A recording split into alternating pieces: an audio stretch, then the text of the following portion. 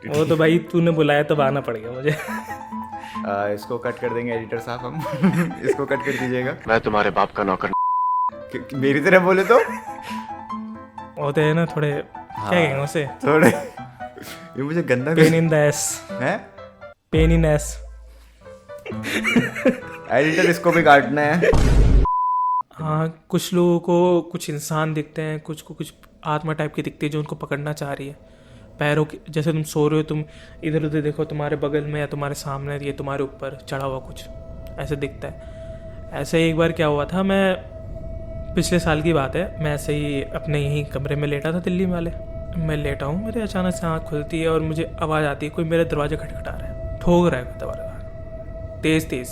मैं उठने की कुछ, पहले तो मुझे लगा कि कोई बुला रहा होगा, पड़ोसी वगैरह किसी काम से, तो मैं उठने की कोशिश कर रहा हूँ, नहीं उठ पा रहा हूँ। और कई बार क्या होता है कि 2-3 बार वो खटखटाएंगे, फिर वो हट जाता है, लेकिन वो खटखटाए रुके ही ना, और वो तेज़ होते जाए। मैं घबराहट में आ गया। सो हेलो एवरीवन, और आज हमारे साथ है अमन, और ये मेरा एक काफ़ी अच्छा दोस्त है जो कि मुझे दिल्ली आके ही मिला है। तो अमन भाई कैसे हो? बस बढ़िया। Under the weather. Under the weather feel कर रहे हो? ऐसा क्यों? बस यार जुकाम लग गया। जुकाम लग गया? कोई नहीं। वो तो भाई तूने बुलाया तब आना पड़ गया मुझे। इसको कट कर देंगे एडिटर साहब हम। इसको कट कर दीजिएगा। हाँ, तो यार जितना मैं तुम्हारे बारे में जानता हूँ, तो मैं एनीमे वगैरह का बहुत शौक है। हाँ, ऐसा एनीमे इतना नहीं, मांगा ज़्यादा पसंद है, क्योंकि मुझे ब्लैक एंड वाइट आर्ट ज़्यादा पसंद है ना। जिन लोगों को मांगा के बारे में नहीं पता, मतलब मेजोरिटी लोगों को पता ही है आजकल के टाइम पे, बट जिनको नहीं पता उनको बता दो एक बार। वही जनरल कॉमिक बुक्स हुई बस। जापान में ये कॉमिक रिलीज होती है तो उनको मांगा कहते हैं। जैसे कि एनीमे जापान में एनिमेट होती है, तो इस वैसे मांगा भी जापान में होती है। मांगा में कौन सा जॉनर फेवरेट है? हाँ, मुझे ज़्यादातर हॉरर थ्रिलर वगैरह पसंद है। Horror thriller like 21 century? हाँ, 21 सेंचुरी बॉयज़, मॉन्स्टर वगैरह। मॉन्स्टर हो गया। और मेरी जो फेवरेट रही है वो OSME पनपन है, वैसे में पुन ये मैंने सुना है काफ़ी, मतलब डार्क टाइप की है, जिसको गुड नाइट पनपन भी कहते हैं। ये फेवरेट इसलिए है क्योंकि इसमें एक बंदे की स्टोरी है। हाँ। और उसको जो मांगाकर हैं, जिनने वो कॉमिक बनाई है, हाँ। उनका जो आर्ट स्टाइल मुझे बहुत पसंद आया, क्योंकि इसमें जनरली वैसे बाकी जैसे कॉमिक्स उसमें नॉर्मल स्टोरी दिखाते हैं। हाँ। जो ये सीरियस कॉमिक्स होती है उसमें जनरली ह्यूमन पर्सपेक्टिव से दिखाते हैं ना कॉमिक्स। तो आर्ट स्टाइल भी वैसे ही होता है कि एकदम इंसानों जैसा दिखता है, एनिमे कैरेक्टर जैसा नहीं दिखता उसमें। लेकिन इस स्टोरी में बाकी कैरेक्टर सारे हैं वो तुम्हें नॉर्मल ह्यूमन जैसे दिखेंगे, लेकिन जो मेन कैरेक्टर है उसमें हमें वो एक चिड़िया के बच्चे की तरह दिखाया है। ओके। कि वो जैसे कोई छोटी सी चिड़िया है, उसको और उसके परिवार को। तो हमें मतलब एक पर्सपेक्टिव दिखाया गया है कि जैसे कैसे एक छोटी चिड़िया अपने से बड़े, जैसे वो बढ़ती है, वो अपने कैसे एक्सपीरियंस गेन करती है और कैसे आगे बढ़ती है, तो उसको ऐसे ह्यूमन सोसाइटी के अंदर मिक्स करके दिखाया गया। वो मुझे बहुत पसंद आया। और एक तरह से वो उसकी ग्रोथ दिखाई है कि वो कैसे छोटे से बड़ा होता है, कैसे कैसे उसे चैलेंजेस फेस करने पड़ते हैं, और आखिरी में जाके वो कितना वो आगे बढ़ पाता है। जो ये मांगा का राइटर है वो काफ़ी डिस्टर्बिंग टाइप की मांगास ड्रॉ करता है ना? हाँ, वो जनरली ऐसे ही बनाते हैं, थोड़ी मतलब एक तरह से कि दिमाग को मतलब फोकस रखता है वो ज़्यादा। वैसी स्टोरीज होती है इसकी। और ये डिस्टर्बिंग बहुत होती है क्योंकि इसमें मैं बोल तो नहीं सकता, लेकिन कुछ ऐसी चीज़ें होती हैं जैसे कि अनलाइविंग वगैरह हो गई, ये सब चीज़ें उसमें दिखाई गई हैं। ओके। तो ये इसलिए छोटे बच्चों के लिए नहीं हुई। अच्छा, 18+ टाइप का? हाँ, 18+ होती है। और 18+ में हम सॉस कोट की बात नहीं कर रहे हैं हेमंत। वो तो नहीं कर सकते। तो आपके जो अमन भाई है वो मेन मुद्दे पे आते हैं, मांगा हटाते हैं। कोई सॉस कोड बता दीजिए। ढूंढोगे तो मिल जाएगा। सिर्फ कलेक्शन पड़ा था ना? अब मैं क्या बताऊँ, वो तो सबको पता ही होता है। सॉस कोड क्या होता है ये बता दो एक बार, मतलब पता तो होगा ही सबको। ये इंटरनेट की टर्म है जिसमें चीज़ें आती हैं, चीज़ें आती हैं। 18+, वो 18+ चीज मोड हुई। ऑन कर लेना। हाँ, तो सॉस कोड हो गया। बट मेरे को एक और चीज़ पूछनी थी, ये तो मजाक वाली बात हो गई। जो तुम मांगा पढ़ते हो, पुनपुन वाली, उसके जो राइटर है उससे ही तुमने शायद इंस्पायर हो के तुम भी ऐसी ड्राइंग करते हो ना? हाँ मतलब जनरली मुझे बचपन से क्या है कि आर्ट में इंटरेस्ट रहा है। हम्म, बचपन से मुझे आर्ट करना पसंद रहा है, क्योंकि परिवार में मेरी जो बड़ी सिस्टर रही है वो भी बहुत अच्छे आर्ट करती थी, तो उनसे देख के मुझे भी बचपन से रहा कि आर्ट करने का। मैंने अलग अलग तरह के आर्ट ट्राई करे, मतलब पेंटिंग वगैरह करी, क्रियॉन वगैरह करके हर तरीके से करा। लेकिन जो एंड में मुझे जो सबसे पसंद आया वो स्केचिंग थी, स्केचिंग। जो पेंसिल से आर्ट बनाते हैं, क्योंकि वो इसमें ज़्यादा मुझे इंटरेस्ट आता है करने में। मुझे पेंटिंग में इतना इंटरेस्ट नहीं आता इतना उसके मुकाबले। जो जब तुम डिस्टर्बिंग मतलब ऐसे आर्ट फॉर्म बनाते हो, मतलब मैंने भी तुम्हारी काफ़ी देखी है आर्ट, तो जब तुम ऐसे डिस्टर्बिंग बनाते हो, जैसे एज अ व्यूअर मुझे तो अच्छी लगती है, ज़्यादा समझ में नहीं आती, बट वो विजुअली काफ़ी अपीलिंग होती है कि भाई ये क्या कॉन्सेप्ट है करके। बट तुम्हारे दिमाग में क्या चलता है वो बनाते टाइम पे? ज़्यादा कुछ नहीं, मुझे बस कुछ इंटरेस्टिंग दिखता है तो मैं उसको बना देता हूँ। अब इतना ज़्यादा अच्छा तो नहीं बनाता हूँ कि मुझे वो कर सके, काफ़ी अच्छा बनाते हो। लेकिन जनरली मुझे इंस्पिरेशन चाहिए होती है तो मैं उसके हिसाब से बनाता हूँ। मेरी ड्राइंग कब बनाओगे? मैं भी एक अच्छा पोज दे के खड़ा हूँगा, मेरा भी स्केच करना। कभी देखेंगे। हमेशा बोलता है, कभी करता नहीं है तू। क्या पता अच्छी बने ना। अभी पॉडकास्ट में बुलवा रहा हूँ, हाँ बोला है तूने, करेगा मतलब ऑडियंस के सामने बोला है। सो यार अमन, मेरे को एक और चीज़ पूछनी थी। एज एन तुम इंट्रोवर्ट हो ना, इंट्रोवर्ट की लाइफ कैसी होती है? क्योंकि तुम बॉयज़ हॉस्टल से पढ़ो, जिनको नहीं पता हमारा अमन भी नवोदयन है, और ये भी इन सब के बैच का ही था, जितना भी अभी तक आपने पॉडकास्ट देखा, विकास इन सब के साथ वाला ही है, राकेश, इन सब का ही बैचमेट है अमन। बट एज अ हॉस्टल तुम्हें जब इतने लोगों के साथ रहना है, घुल मिल के रहना है, तुम्हारा उनके साथ क्लास में जाना है, नाइट उनके साथ है, डे उनके साथ है, खेलना कूदना सब उनके साथ ही है, but still you are an introvert तुम बोलते हो, तो कैसे? एक चीज़ बताऊँ इस बारे में कि भले ही मैं इंट्रोवर्ट हूँ, लेकिन जब मैं हॉस्टल में था तो ज़्यादातर उससे मेरी दोस्ती थी, मेरी बातें चलती थी। हम 4 हाउस में थे और मेरी 4 हाउसों के लोगों से अच्छी खासी दोस्ती थी। मतलब सबसे मैं मतलब अच्छे से ही बात करता था, क्योंकि इतने साल सब साथ में रहते हो तो धीरे थोड़ी बहुत बातचीत हो ही जाती है, घुल मिल ही जाते हैं। जैसे रचित हो गया, वो शिवालिक हाउस का था, मैं उदयगिरी का था, तो हमेशा मैं उनसे मिलने जाता था तो उनके हाउस में जाता था। तो रचित के अलावा भी और भी मेरे दोस्त थे, उनसे भी मेरी बातचीत रहती थी अच्छी खासी। विकास हो गया, विकास अरावली हाउस का था। अरावली को लेके बड़ी बीफ चलती थी ना। मैं नवोदय का हूँ नहीं, बट इतना रह गया हो कि अब मुझे पता है कि अरावली हाउस को काफी ऐसे जनरल देखा देखो जाता कि था। हम 4 हाउस थे, हाँ उदयगिरी, हाँ, शिवालिक, अरावली और नीलगिरी। नीलगिरी। शिवालिक और भाई उदयगिरी, मुझे नाम याद हो गए यार। मुझे नाम याद हो गए। हाँ, जो शिवालिक और उदयगिरी थी, हाँ। इनकी अच्छी खासी दोस्ती चलती थी। हमारा बैच ही नहीं देख लो, दूसरे बैच के भी देख लो, तो हमारी अच्छी खासी मिलती जुलती है। और नीलगिरी की भी ठीक ठाक मिलती है, लेकिन इतनी मिलती। और रही अरावली की बात, अरावली की थोड़ी दूसरों से कम मिलती है। अरावली में ज़्यादातर क्योंकि थोड़े कॉम्पिटिटिव बच्चे होते हैं, हर चीज़ में, स्पोर्ट्स में ले लो या एकेडमी में ले लो, थोड़े कॉम्पिटिटिव होते हैं और थोड़े वो झगड़ालू टाइप के होते हैं। और कुछ बच्चे ऐसे होते हैं कि चिंगान करने वाले। लेकिन ऐसा नहीं है अच्छे बच्चे नहीं होते, अच्छे भी होते हैं वहाँ पे। जैसे विकास को ही ले लो, जैसे हमारा विकास, वो सूट नहीं करता है अरावली में। अगर मैं होता, जैसे तू मेरे को जानता है, अगर मैं होता तो मैं कौन से हाउस में होता? तो पक्का शिवालिक का होता। शिवालिक का? क्योंकि शिवालिक के तरह ही होता है थोड़े, मेरी तरह बोले तो होते हैं ना थोड़े, क्या कहेंगे उसे, थोड़े। ये मुझे गंदा पेन इन द एस, है, पेन इन एस। एडिटर इसको भी काटना है। मैं तुम्हारे बाप का नौकर। और यार तू बड़ा गंदा है यार, मैंने ऐसा क्या किया यार, इतना बुरा नहीं हूँ मैं।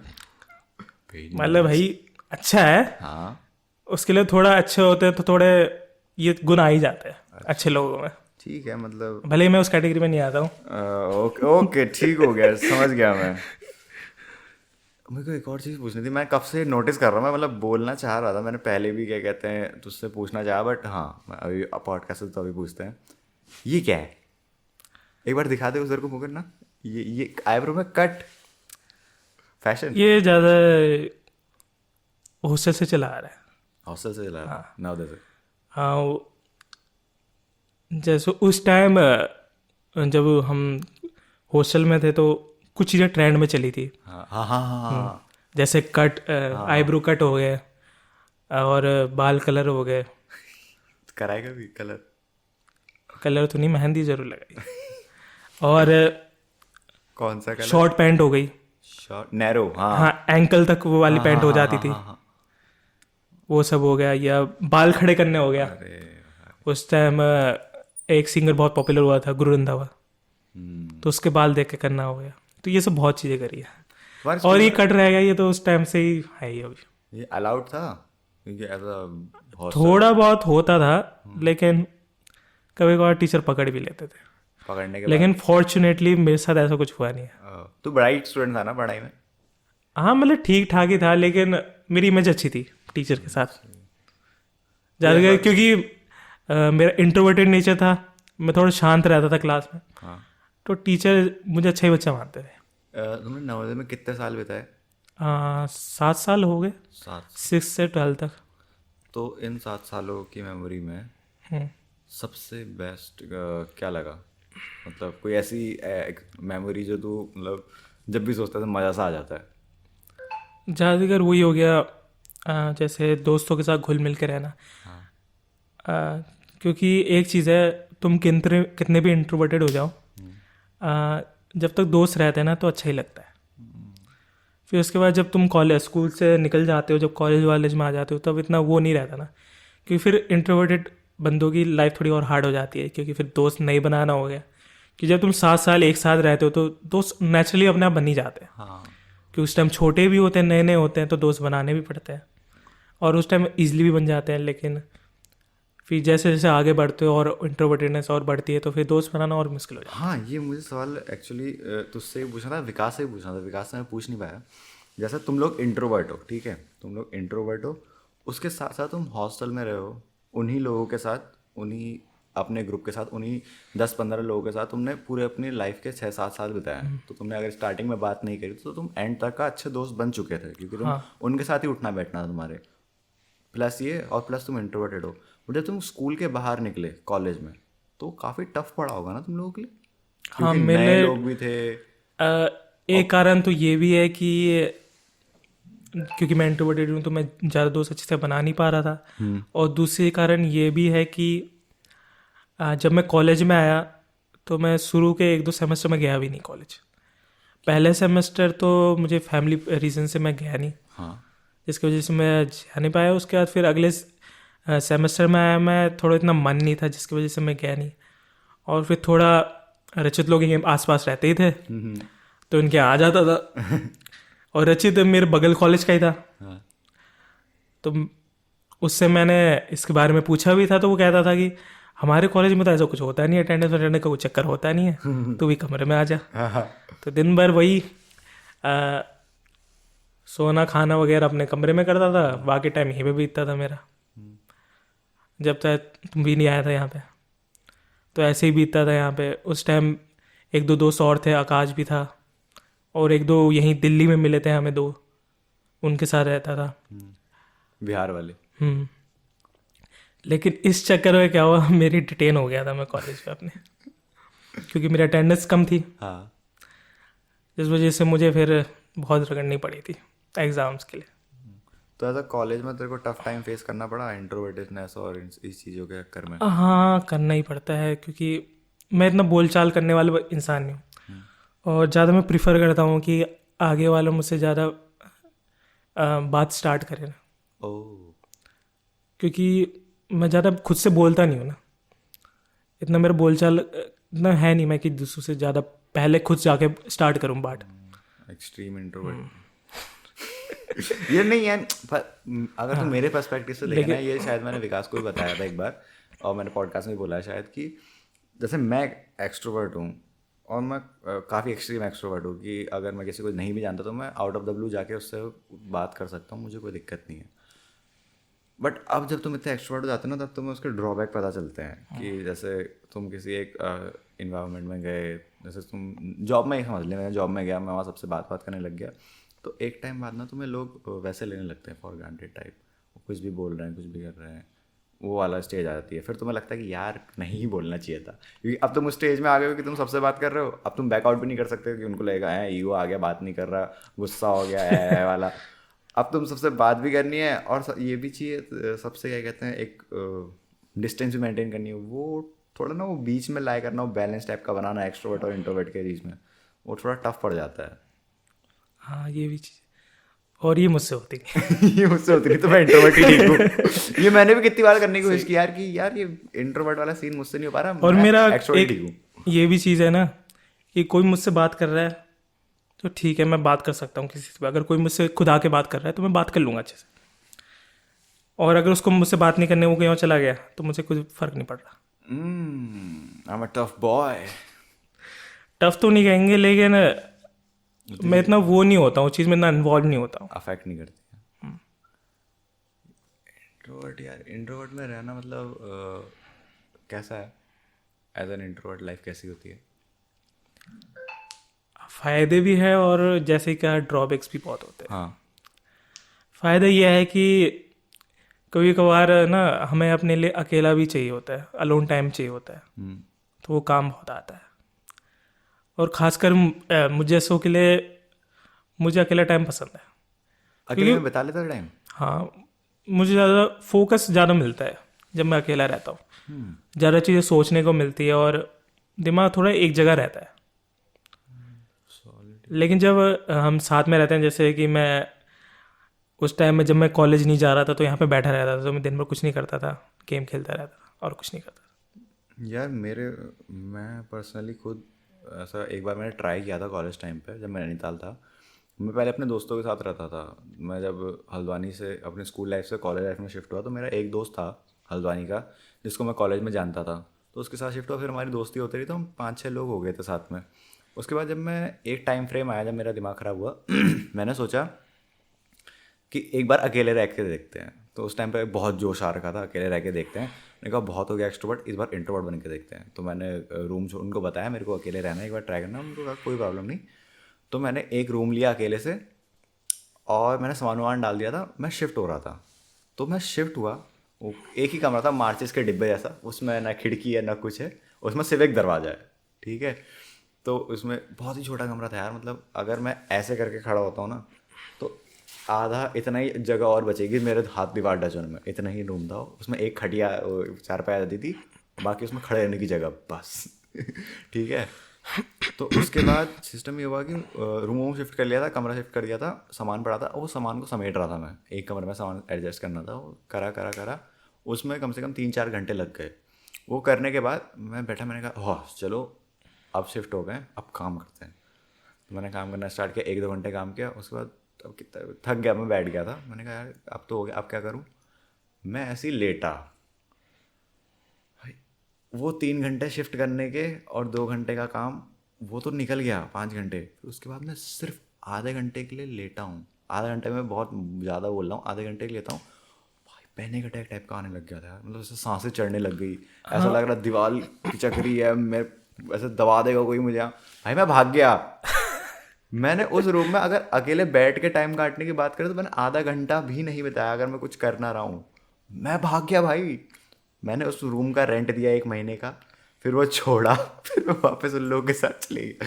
भाई नहीं हो, मेरे से नहीं हो पाता यार भाई। हाँ, बड़ा वो गंदा होता है हुआ ना था कि एक्सपीरियंस। ये भी हुआ ना कि अब तुझे बहुत आदत हो गई है उस चीज़ की, कि ज़्यादा लोग ग्रुप में रहने की आदत हो जाती है ना जिन लोगों को, तो फिर अकेले उतना मन भी नहीं लगता उनको।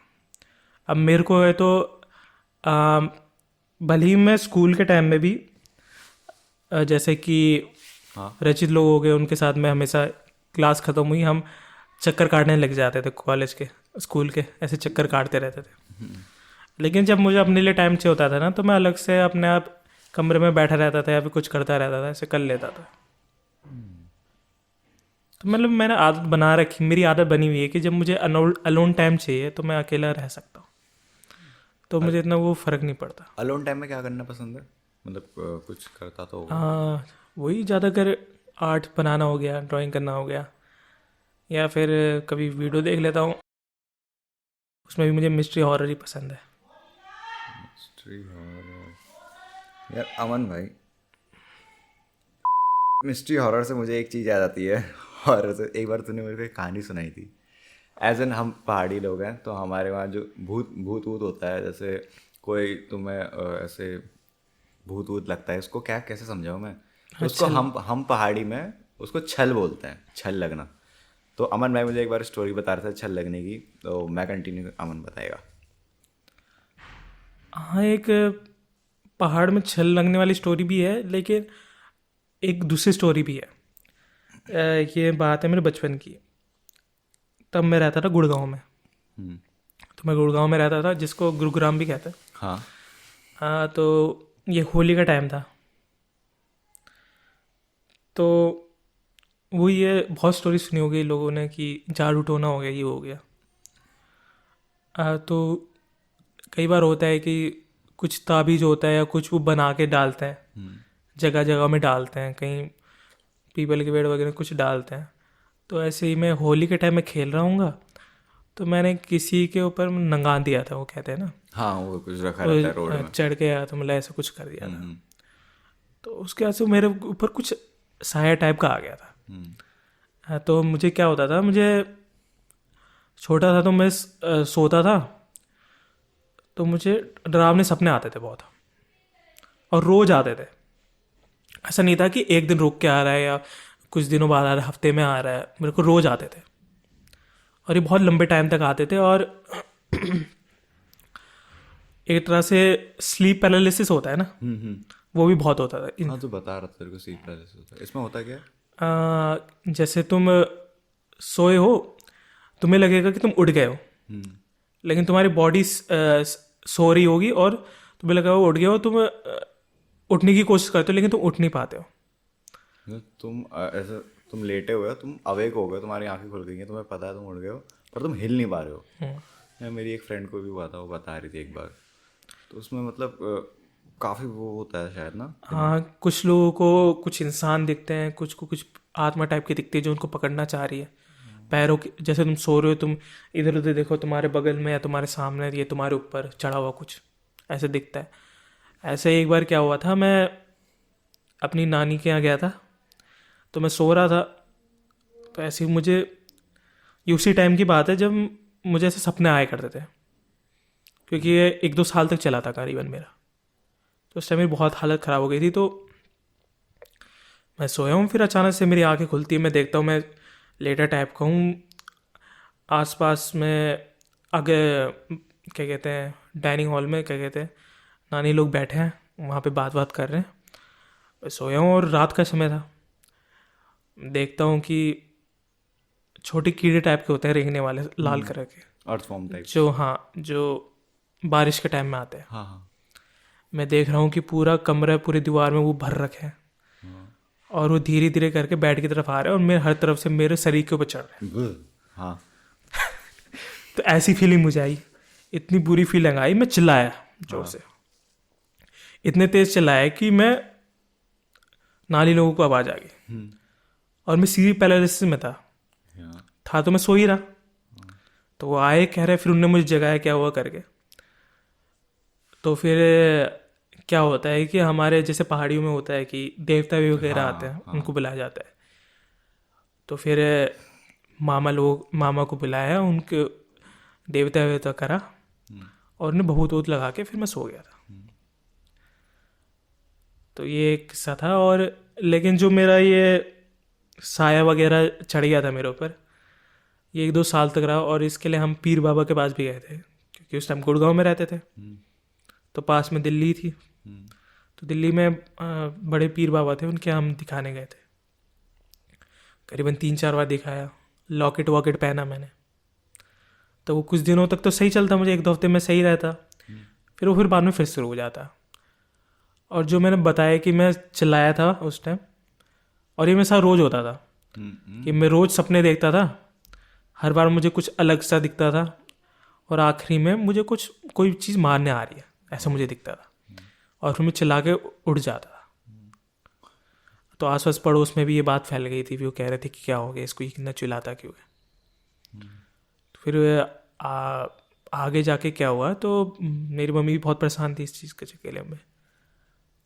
तो फिर किसी ने बताया उन्हें कि सुंदरकांड होता है, उसका पाठ करो करके, वो अच्छा होता है, क्योंकि हनुमान जी का होता है वो। हाँ और कहते हैं ना, भूत पिशाच निकट नहीं आवे, हाँ महावीर जब नाम सुनावे। हाँ।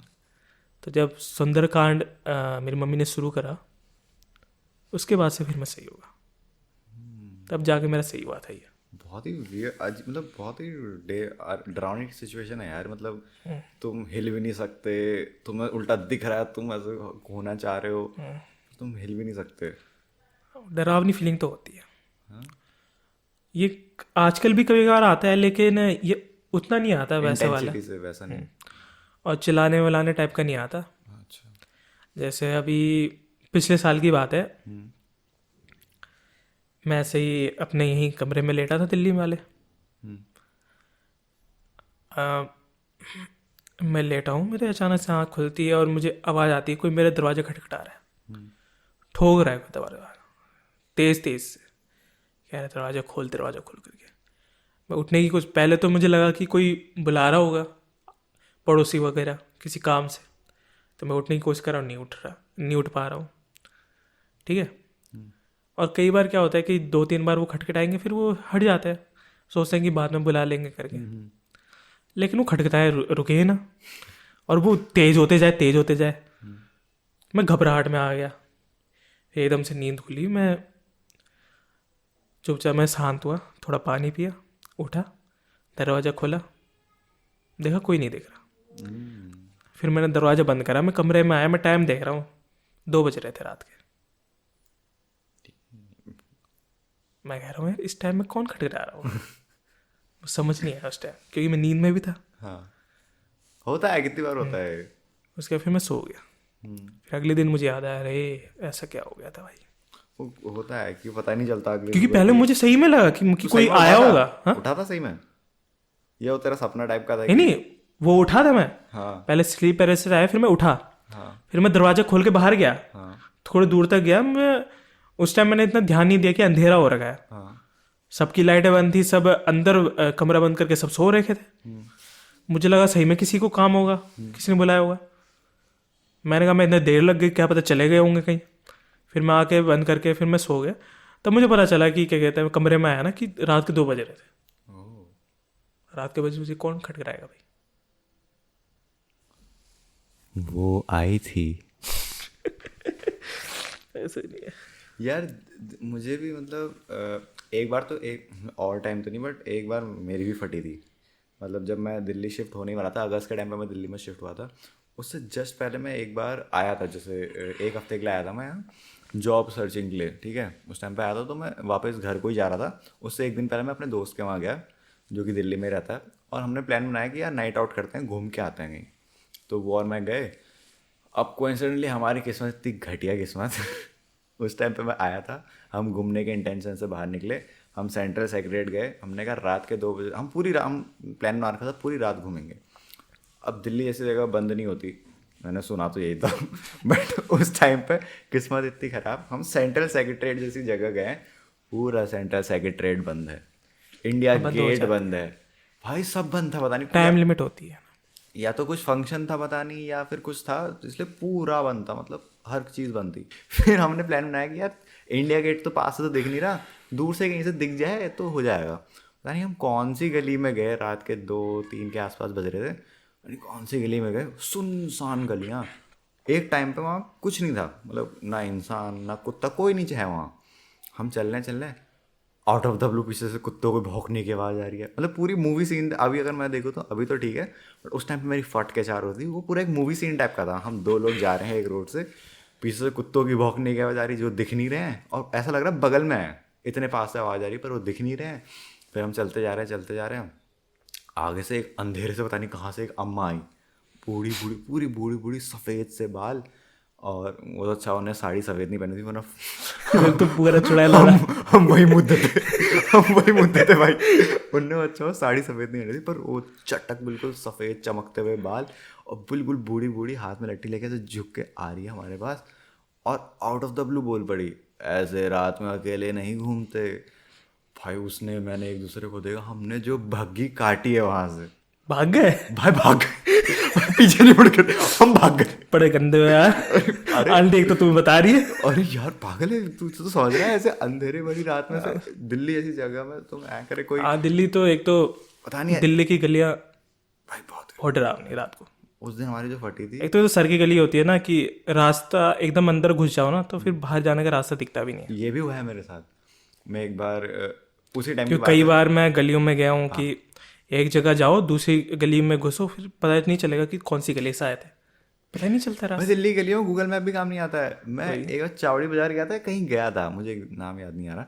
चावड़ी बाजार गया था, वहाँ नया नया मैं था दिल्ली में। चावड़ी बाजार गया, मेट्रो स्टेशन से उतरा, मैंने सुना था यहाँ पर बुकें वगैरह सस्ती मिलती है, तो मैं नॉवल खरीदने गया था। पता नहीं किस महान आदमी ने मुझे वहाँ का बताया। मैं गया, मैं गली में घुसा घुसा, किसी से पूछा बुक कहाँ है, वो ऐसे ऐसे करते रहे सब।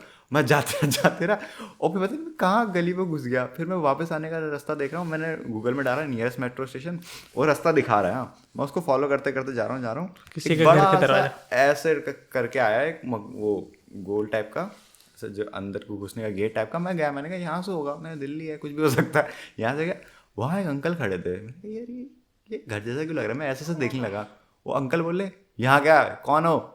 मैंने कहा मैं मेट्रो का रास्ता देख रहा हूँ। वो ऐसे चिल्ला के बोले ये घर है मेरा। मेरी फट के भाई बहुत पटांग काम किए यार मैंने दिल्ली गली भाई। में गूगल मैप काम नहीं आएगा, पूछना ही पड़ता है, वही भाई, मैं गूगल मैप दिल्ली की गलियों उसके को बिना नहीं जा बना, नहीं पाओगे। वो पूछ पूछ के जैसे ऐसे मैं इसलिए मैं पहुंचा जब था। तक कुछ जरूरी काम नहीं होता मैं गली में नहीं जाता हूँ। तुम घर के बाहर नहीं निकलते जब तक कोई जरूरी काम ना हो। अब हमें काम ही क्या होगा, अरे हमें ऐसा मिलना नहीं ही है, किससे है? हमसे मिलो, आओ तो पॉडकास्ट में। आता तो हूँ मैं, जैसे कि आज आना पड़ी है। यार इतने मरे मन से मत बोल यार। यार तू यार। हाँ अमन भाई, एक और चीज़ मुझे पूछनी थी आपसे, how to be a good boy. जैसे तुम हो, मैं बता देता हूँ अमन को, मैं डिस्क्राइब करता हूँ अमन का नेचर। बहुत ही मासूम, बहुत ही ऐसे कैसे समझाऊँ, अगर अमन को उसके घर वाले कुछ बोलते हैं तो वो करेगा। वो बहुत ही आदर्शवादी बच्चा कहता है ना जैसे, वो है अमन। एक तो शक्ल से मासूम दिखता है, प्यारा है, और अगर वो सोर्स कोड और वो आते हटा दी जाए तो अमन इज 10 आउट ऑफ 10। इतने प्यारे कैसे और क्यों? कितनी बार तो मुझे तेरी फिक्र होती है कि ये दिल्ली जैसी जगह में रह रहा है तू, वो तो घर वालों को भी होती है। कैसे भाई, कैसे सरवाइव कर, अभी तक का कैसे सरवाइव कर रहा है तू दिल्ली जैसी जगह में, वो भी इस मासूमियत के साथ। मोस्टली अपना टाइम कमरे में काटता हूँ, बाकी टाइम मैं यहाँ पे काट देता हूँ, तभी बचा हुआ है बेटी। और यहाँ पे दोस्त है ही, तो मुझे किस चीज़ की फिक्र होगी। इतना इतना प्यार। बट हाँ कभी ऐसा लगा है कि यार मतलब यार थोड़ा कर चेंज करना पड़ेगा नेचर ऐसा। हाँ, नेचर की भाई बात यह है कि मुझसे अगर रास्ते में कोई सवाल पूछेगा तो मैं सुन लेता हूँ। मतलब एज इन जैसे अभी कुछ दिनों पहले एक बंदा था, मैं मेट्रो से निकल रहा था, कहीं गया था ना, तो वो आता है मुझसे पूछता है कि किसी स्टेशन का नाम लेता है कि यहाँ पे जाएं कैसे। मुझे पता नहीं था, मैंने अपना फ़ोन खोला और मैं मेट्रो वाला ऐप पढ़ा था, मैंने मैप में डाला, मैंने कहा देखो यहाँ से यहाँ पे जाना पहले, फिर यहाँ से यहाँ जाना, फिर यहाँ पे चले जाना, आप पहुँच जाओगे। कह रहा थैंक यू, फिर वो चला गया। तूने घर तक नहीं छोड़ा? क्योंकि मुझे भाई शक भी नहीं होगा अगर तू बोलेगा ना कि क्या कहते हैं उसने पूछा हो मैं उसको घर तक छोड़ के आया, मैं यकीन करके मान लूंगा जिस हिसाब नहीं का यार तू है इतना ना। भी नहीं है, थोड़ा कॉमन सेंस तो मेरे पास भी है। दिल्ली में रह के थोड़ा हो गया है। हो गया, क्योंकि ये चीज़ समझ तो आती है भाई। अब भले ही मेरा व्यवहार कैसा हो, थोड़ा बहुत तो हो ही जाता है एक्सपीरियंस ना, ये सब चीज़ें पता चली जाती है। और दिल्ली में मुझे पता है दिल्ली में कैसी चीज़ें होती है, दिल्ली की सबसे हॉरिफाइंग चीज़ क्या लगती है? कुछ भी हो सकता है कभी। दिल्ली एक्सट्रीमिस्ट है ना, कुछ भी हो सकता है। जैसे मेरे पापा के साथ हुआ है, था एक किस्सा। वो वाला पार्क वाला नहीं नहीं, वो तो हाँ क्या कहते हैं, वो ऐसे ही पार्क में दौड़ रहे थे तो उनको कुछ लटका हुआ मिल गया था पेड़ से। और कुछ से यहाँ मतलब कुछ ज़्यादा है। समझ लो, डॉट कनेक्ट कर लो कि क्या लटका हुआ मिलेगा पेड़ से। वो भी फंदे सुबह के में टाइम पे। सुबह सुबह पार्क में गए थे वो। भाई दिल्ली हॉट लेकिन है। पापा ने तो बहुत चीज़ें देखी हैं क्योंकि पापा बहुत टाइम से रहे हैं दिल्ली में। क्योंकि पहले तो जैसे कि पता ही होगा कि मैं उत्तराखंड साइड रहता था, हाँ। हम सब तो उधर से आए ही आए, लेकिन पापा पहले से यहीं पे रहे। तो अंकल को ज़्यादा एक्सपीरियंस है। Of course. अंकल को लाते हैं पॉडकास्ट पर। अगर अंकल ये पॉडकास्ट देख रहे तो uncle please, you are most welcome. हम आपसे जानना चाहेंगे दिल्ली के बारे में। आ भी सकते हैं लेकिन उन्हें इतना टाइम हुआ नहीं। ठीक है, मतलब सीधे सीधे नानी बोला जा रहा था, ऐसा बोलेगा क्या? ऐसे गलत बात है यार। I am a good boy. Aman भाई, तभी तो मैंने कहा यार, मैंने दिमाग में सोच रखा था, मैंने कहा यार अमन से बोलूंगा मना तो नहीं कर पाएगा, मना तो कर ही नहीं पाएगा बेचारा। मैंने कहा मजबूरी में आ जाएगा। पर यार अमन भाई यार, तू काफ़ी अच्छा है, तू आया भले ही जैसे भी मेरे मन से आया, but I am very happy कि तू आया। सो इस पॉडकास्ट, जबरदस्ती। अरे जोर बोलना नहीं होता। कोई ना भाई, कोई ना। एडिटर भाई इसको भी काटना है। कोई ना। तो इस पॉडकास्ट को हम यहीं पर ही एंड करते हैं। और मेरे को एक चीज़ बताना, मैं हर किसी से ही सवाल पूछता हूँ कि कुछ ऐसे बता सकता है मतलब कि कैसे इम्प्रूव करूँ मैं, मतलब पूरा पॉडकास्ट सेगमेंट को लेके या मेरी बातों को लेके कुछ इम्प्रूव करने के लिए क्या हंस रहा है? अच्छी चीज़ें बताओ। हाँ, जो जेन्युइन है, ऐसा नहीं कि पूरा सब कुछ बंद कर दे। इंटरेस्टिंग सवाल लाओ। Interesting as in? कुछ भी इंटरेस्टिंग सवाल कर सकते हो। जैसे मुझसे कर। जैसे भाई मैं कहाँ से सोचूं भाई इंटरेस्टिंग सवाल, अब मेरे अरे दिमाग में एकदम से आ जाएगा क्या? स्क्रिप्ट लिखना तुम्हारा काम है भाई। स्क्रिप्टेड नहीं होता पॉडकास्ट, ये स्क्रिप्टेड था।